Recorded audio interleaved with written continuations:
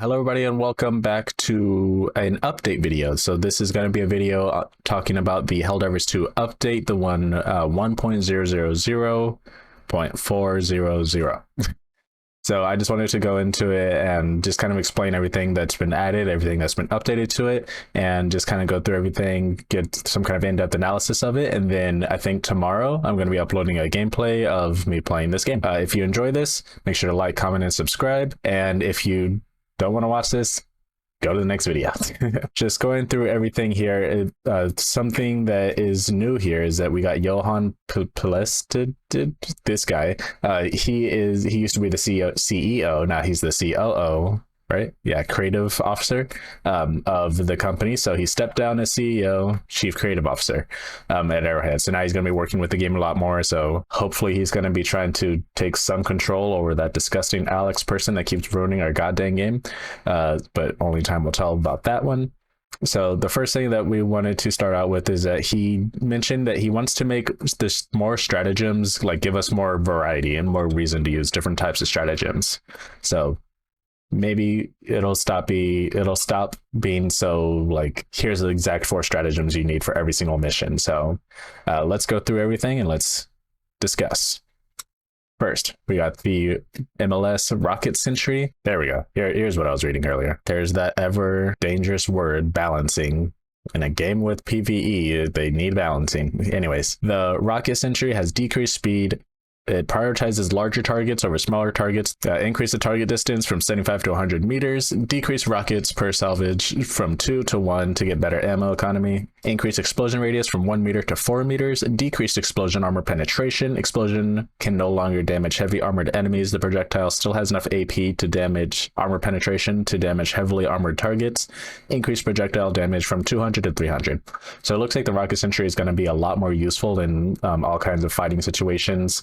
We're going to be able to call it down a lot quicker. We're going to be able to take down enemies, not the larger enemies, but we'll be able to use it for multiple enemies, and like the medium enemies are going to be able to be taken a lot easier. The MG43 machine gun sentry has a reduced cooldown from 180 to 120, so that's going to be a lot more useful to use in comparison to the Gatling sentry. All sentries that can be called down have an increased durability from 0% to 80%, but yeah, that makes sense because those machine guns were getting destroyed from just an accidental bullet would hit it and it would get destroyed immediately on impact. So that's good to see that they're actually going to try to make the machine guns a little bit useful. I feel like I always had to call them out in the middle of nowhere in order for them to not get destroyed. MG101 HMG emplacement has an increased rotation speed by 100%. Thank God, because that thing, whenever you would try to turn in it, it would take an hour for it to rotate from left to right for like 10 degrees. MD6 anti-personnel minefield, increased explosion damage from 250 to 350. Incendiary mines have an increased explosion damage from 150 to 210. Orbital Gatling, increased fire rate by 25%. That's the orbital attack that goes like shotgun shells hitting the ground. So higher fire rate, higher rounds, higher armor penetration. It can damage heavy armored enemies, decrease cooldown from 80 to 70 seconds. That's really good because there was really no point in using that. It barely even damaged the automaton factories. Not factories. Yeah. Bot outposts, whatever you want to call it. So it's good that they're going to make it actually do damage to heavy armored enemies, because if a stratagem doesn't do damage to heavy armored enemies, then there's literally no point to use it. I don't see why they would make anything that you need to call in an entire jet or spaceship or something to attack the planet and it doesn't damage an enemy. Like, what's the point of doing that? That's just orbital precision strike, decreased cooldown from 100 to 90, decreased spawn and call in time from 4 seconds to 2 seconds. That's good. Precision strike did take a little bit too long to land. I wish that they would make it do a little bit more damage, but that's fine. Airburst strike, decreased cooldown from 120 to 100 seconds. We'll be able to call those in a little bit faster. 110 millimeter rocket pods. While these changes may look like a straight up nerf, this is not the intention. It's improved targeting. So the rocket pods were kind of like a miniature barrage, but they were a little bit more tight. So they weren't, destroying everything, but they are a lot weaker. So they have an improved targeting, improved projectile armor penetration. It does 100% damage to heavily armored enemies. Decreased projectile damage 600 to 250. don't know why they did this. To compensate for the improved targeting, the extra damage from the increased armor penetration. It is a player versus enemy game. I don't know why they keep doing this. This doesn't need to be decreased. The enemies are not going to complain about us killing them too easily. Decreased explosion armor penetration. Explosion can no longer damage heavily armored enemies. Again, why? Why am I going to call in a jet to shoot a rocket onto a charger and it's just going to be like, nah, I don't care. Come on. Eagle strafing run, increase uses from 3 to 4, increase armor penetration, cannot damage heavily armored enemies. So what's the point of this? What's the point of a 110mm rocket pods if they can't even do damage to whatever? GL-21 grenade launcher, increased explosion damage from 350 to 400. MG-206 heavy machine gun, that's the machine gun that you can call in that nobody uses unless they don't have anything else. So it looks like they increase the projectile damage from 100 to 150, increase projectile damage against durable body parts, so like the squishy parts, from 23 to 33%, decrease fire rate from 450, 750, 900 to 450, 600, 750. Okay. Decrease reload time from 7 to 5.5 seconds. I feel like they should be a little bit faster than that, honestly. I understand it's a machine gun, but it feels like it should still be able to reload a lot faster because there's never 5 seconds. There's rarely 5 seconds of just downtime. Unless you're in a 4-stack and you're way off on your own. Increased stagger strength. Hopefully now you'll be able to stop the enemies in their place while shooting, so then you could have some time to reload maybe. The MG-43 machine gun has a decreased reload time from 4 to 3.5 seconds. Increased max amount of magazines from 3 to 4. Good. MG-43 machine gun, so exosuit stuff and all the machine guns that share the same ammo, I guess. Increased projectile damage from 80 to 90. Not enough at all for an exosuit, but fine. Increased projectile damage against durable body parts from 7.5 to 25%. That's good, I guess. It's good that the exosuit might be able to do a little bit more damage, but I still feel like they should make the exosuit its own thing. They should just make the exosuit, like, you call it in, you get 2 chances of having it per game. You should be able to do extreme amounts of damage up with it. If you want to nerf it to make sure it's not overpowered, give it a time limit of being able to use it. So maybe you get like 10 to 15 minutes if it's a 40-minute mission to use it, and then you get it self-destructs or something. But just making it useless and making it like a tin can that kind of shoots peace shooters at the enemies, like, I feel like there's no point in doing that. AR-23 Liberator, M105 Stalwart, and AX-AR-23 Guard Dog. Increased projectile damage against durable body parts from 10 to 23%. AR-23C Liberator Concussive increases projectile damage against durable body parts from 23% to 35%. The BR-14 Adjudicator has an increased magazine capacity from 25 to 30, increased projectile damage against durable body parts from 10% to 20%. So it seems like a lot of weapons are getting a buff. AR-631 Tenderizer, I made 3 videos on this, and I also made a lot of jokes about it. It is literally the worst gun in the entire game. There is no point for it to even exist at its current state. So it looks like they increased the projectile damage from 60 to 95, better. Increased projectile damage against durable body parts from 10 to 17. Decreased ammo capacity from 35 to 30. No reason to do that. That is a stupid decision. Decreased number of magazines from 10 to 8. No reason to do that. Increased stagger strength. So if it staggers, cool. If it doesn't stagger medium enemies, not cool. PLAS 101 Purifier, increased projectile armor penetration to be the same as the explosion, and also decreased explosion damage fall off. So looks like it's going to do a lot more damage from far away. The CB9 explosive crossbow, this has got to be the most underused and overhyped weapon in the entire game. It would barely kill enemies alone, and then the reload time made it completely worthless, and then it also didn't do any kind of damage to bot fabricators or holes or bug holes.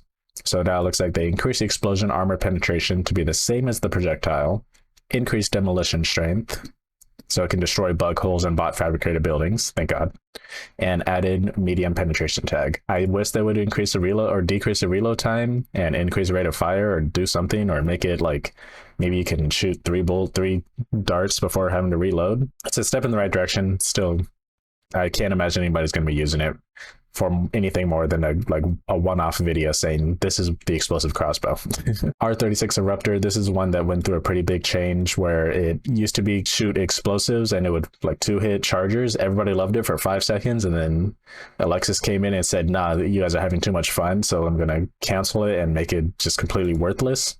And now they're saying that they increased total damage from 420 to 570 damage. R63 Diligence, Increased projectile damage against durable body parts from 10% to 25%. Still not really a good reason to use the snipers in this game. I wish they would give us a good reason to use snipers, but right now just the handling time is incredibly low, or the handling is incredibly low, and they don't really give us good reason to use it. So that's unfortunate. But some enemies have durable body parts that receive only a portion of base damage from projectiles. This is just in relevance to the durable body parts asterisk. Updated recoil stance modifiers. Basically, there are certain weapons that you get rewarded for being in prone while shooting them, so that you get like more of a stable gun while shooting. So they made it so that if you're standing, you're going to have a little bit more recoil versus when you're crouched or prone. They give us more of a reason to shoot while crouching and proning. Hopefully there will be less bugs so that you don't get overrun while crouch or prone shooting. But I did see that they still haven't fixed the bug where if you're crouched and you get surrounded by enemies, then you're just stuck there and you can't stand up. So they need to fix that before doing something like this. That I don't see why they would do that. Removed operation modifier A defenses, reducing the stratagem slots by 1. This was a terrible modifier. There was no point in adding this modifier. They also need to remove the modifier that makes it so that there's a smoke screen over the entire map, and it makes it so that your stratagems just don't call in at the right places. That was also a terrible idea. But it's good that they're recognizing that this was a terrible idea, and it made it so that people weren't really using a variety of stratagems. They were just going, okay, 500 kilogram orbital laser and like a shield or something, or like a quasar cannon, because this just reduces the variety in the game, and it makes it kind of redundant to create more weapons if you're just going to create modifiers that make you not want to use more weapons. Disabled retrieve essential personnel defend event mission for the time being. Thank God for that as well, because that is absolutely the worst mission in the entire game. Essentially, it's the one where you have to press a button and then let all the prisoners or whatever, the scientists, just have them follow them to the opening, and you on lower levels it's fine-ish. You can get like 20 of them or 30 of them. But then on the higher levels, between like 7, 8, and 9, it'll be up to about 50 or even 75 scientists that you have to save, which is really, really difficult, because the first few minutes of the mission, or not even the first few minutes, the first few seconds of the mission, you can hit the buttons, but nobody knows you can do that. So you're all preparing yourself for the wave, for the onslaught. And then once you get about 15 people inside of the final location, that's when everything just completely engulfs you and it swarms you, and there is no possible way of winning. There is the super samples. They now spawn on difficulty 6. The reason for this was that people were saying that they didn't really like playing on levels 7 through 9 to get super samples. Siege Artillery stratagem is no longer blocked by stratagem jammers or ion storms. It's available after the mission timer ends and the destroyer leaves close orbit. That's also good, because there's no reason for that to be unavailable just because our orbiter left, because it's still on the planet. Added the ability to chat from in-game menus and mission loading screen. Armors, new armor passive peak physique, plus 50% melee damage, plus 30% weapon ergonomics. That's in lieu of the new Viper Commando, the Viper Commando update. So you're going to have more of a reason to use your knife more often, or I wonder if they give you a knife. That'll be cool. Spike plant that appears on certain planets has been reworked, so that no longer causes bleed or stamina drain if you get hit by it, but now it pops 3 times, sending spikes everywhere, dealing increased damage. Fire tornadoes are now more random. So essentially, before it seemed like if you saw one fire tornado, it's going to come directly at you and you're going to just get absolutely demolished from it. So they try to make it so that it's a little bit more random and it spawns a little bit more farther away from you, and it's not just coming directly for you like they're an enemy. They really shouldn't be an enemy, but that's how it felt like for a while. So now they're going to be trying to fix that up, make it more random. Tremors have had their spawning tweaked to be a little bit more random and had their epicenter size and effect range increased. A lot of planets have had their fog amounts tweaked to be a bit less harsh and dense. This was a huge problem that I even brought up in my last Helldivers 2 video. Every single planet that I visited would be just covered in fog, and artificial light sources have had their intensity rebalanced and reduced across the board to fix situation lights completely blinding the player. This was an issue since launch. It took them a very long time to fix it. Before, you had to disable volumetric fog. Unexploded hell bombs now blow up directly after you throw a grenade at them instead of having a delay, but if you shoot at them, then they're still going to have a delayed explosion. Vegetation it still slows you down. If it's large enough to slow you down, though, it makes you a little bit harder to detect for enemies, so they don't detect you immediately while you're in there. So it also balances, or it also stacks on top of when you're crouching, prone, or have a passive. The acid effect for enemies. Now, when you're hit by acid, it slows you by 30 instead of 50%, so you're not going to be running as slow when you're hit by it. Duration has been increased from 3 to 4 seconds.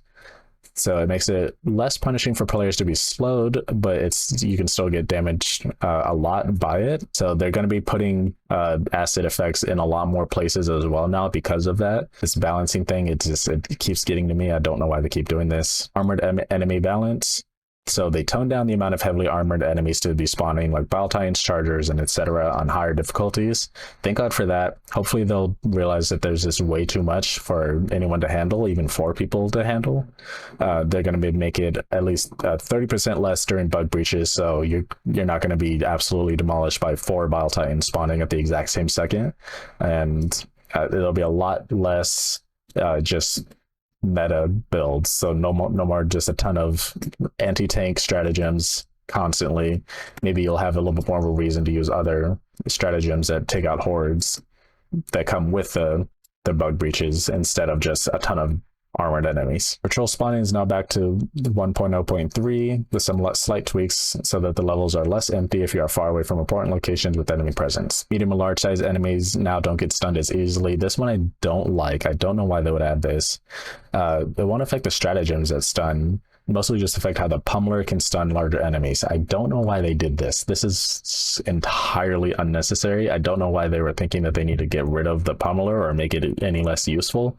It's one of the few weapons that I honestly will recommend even a level 1 player to use, because it's powerful in the sense that it'll stun them. It won't kill them, but it'll stun them, and it shows you exactly a good way to stop enemies from just absolutely demolishing you.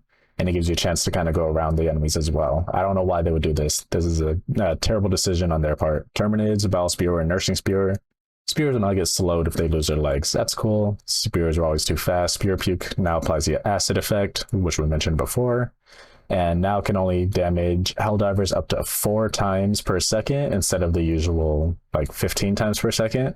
So it won't feel like you're getting instant one hit killed. The Helldiver cannot take damage multiple times from the same projectile. So you're no longer going to hit it, and then every single time that projectile damage hits you, like overlaps your character, you're not going to be getting damage for every frame that it hits you, resulting in one-hit kills. That was a little bit overpowered, and I'm glad that they realized that and they fixed that. The Bile Titan's head is slightly less durable against weaker anti-tank weapons. The Bile Titan's Puke can only damage the Helldiver's. Same thing. Helldivers 4 times per second, and the Helldiver cannot take damage multiple times from the same projectile. The damage is still very deadly. Don't run through their Puke. The Puke also has bigger spread. But apparently it's going to be showing up on higher difficulties now, and it can take more damage than before. So it can spawn fewer chargers, but still return the difficulty. Charges will now only show bleed out effects from the body if the bleed out state has started. It can still show bleed out effects from the mouth without having started the bleed out state. I don't really know why they did that. It shows bleed out effects from the mouth without having started the bleed out state. So it can look like it's bleeding out, but it's not bleeding out. I don't understand the point of that. Automaton tanks. The tank armor value on the front has been lowered to be the same as the non-vent sections on the rear of the tank. Tank is going to have the same armor value all around, except for on the vents, on the bright vents where you actually get most damage from it. They did this initially because they wanted to try to make sure that it was obvious that the front of the tank had a heavier damage resistance compared to the back, but it looks like they've just failed on that one to show it clearly, so they just made it all around the same. We are now introducing supply lines and origin of attacks. So this is something that you might have seen other players have. If they post screenshots, they'll show their supply lines and exactly where everyone should deploy to do the most amount of effect and most amount of damage to the enemies. I guess this was some kind of mod or add-on that other people had. I never had it personally, but now it looks like they're going to be adding that to the game natively, so you don't have to download anything special or anything specific to get it. Supply lines were previously not shown in the Galactic War map to reduce clutter and improve readability. However, based on the feedback, we made an invitation of showing them on the map. The solution tries to maintain the general readability while still exposing the system to players in-game. You now also be able to see which planet an attack is originating from, potentially allowing for the community to stop the attack at its source. We also have updated visuals in the sector and planet info pop-ups. This will be cool because it'll bring the community a lot more together and knowing exactly where they should be attacking. I personally used to just click on a random planet and be like, okay, this one looks cool, let's go here. But yeah, that'll be cool because now everybody will kind of be on the same page. Fixes: the FAF-14 spear targeting has been reworked and should now function much better. However, it has lost the ability to target automaton spawners. Unfortunate. This is now not intended, and will be fixed in the future. They're going to be working on it, but that's good because the FAF-14 spear, it was always very difficult to lock onto anything in that with that weapon. So hopefully with this update, it'll be a lot more usable. And I will be using it as well in my first game. Intense heat and extreme cold environment modifiers will now affect the Quasar Kenzen's reload speed and will show correctly in the HUD. That's really cool. I always thought they did, but I guess it didn't. But that's cool that they're recognizing small details like that. Reload speed on cold planets, minus 2.5 seconds, so from like 15 seconds to 12. Reload speed on hot planets from 15 to 7 seconds, or 17 seconds. That's terrible. The radar pulse that detects enemies on the minimap is now visible. The situations where Devastators shoot sideways and similar should be fixed. The weapons of the exosuits are now allowed small adjustments in the angle they fire the projectile versus their muzzle angle, so now their weapons should be more accurate. Hopefully we'll be able to actually shoot where our crosshair is. Ballistic shield now collides with grenades, so your shields are going to be blocking grenades. Fix issue where the player can throw an unlimited amount of grenades by pressing the quick grenade button right after closing the stratagem menu. On PC, you can now navigate the super credits menu with the WSD keys. A small quality of life update, but that's cool. Ship's bridge is no longer casting perpetual shadow. That's really cool. That's a nice little update that they added. That wasn't necessary, but that's cool that they did that. Reduce situation in situations where blue stratagems would bounce when placed next to the detector tower. Fixed issue where Helldivers could be launched into the air if close to a Bile Titan or Factory Strider corpse. So there are still some known issues that they need to fix. One is arc weapons sometimes behave inconsistently and sometimes misfire. So there's still no point in using the Tesla tower. I'll be playing the game later today and I'll be uploading a video of that tomorrow. And if you're interested in seeing some more gameplay of that or any other gameplay that I'll be uploading later on this channel, please do leave a like and comment and subscribe. It really helps me a ton. I am very close to 1,000 subscribers. So if you could subscribe and just leave a quick comment, that would mean so much to me. Thank you so much. I hope you enjoyed the video. I'll see you in the next one. Peace. But wait, before we continue, this video was sponsored by me. Yeah, so I run an Etsy account. I have a bunch of 3D prints and it's called JK 3D Productions. I do 3D art and I figured I can make 3D prints out of it. So if we make a lot of gaming related stuff, a lot of RuneScape stuff, some other stuff, and it's all inspired. And if you're interested, we also do commissions. So if there's anything you'd like to have printed out, we could always print it out and make it for you and get it sold. And yeah, and if you're interested, just check out our shop, JK 3D Productions on Etsy. Thanks, and back to the show.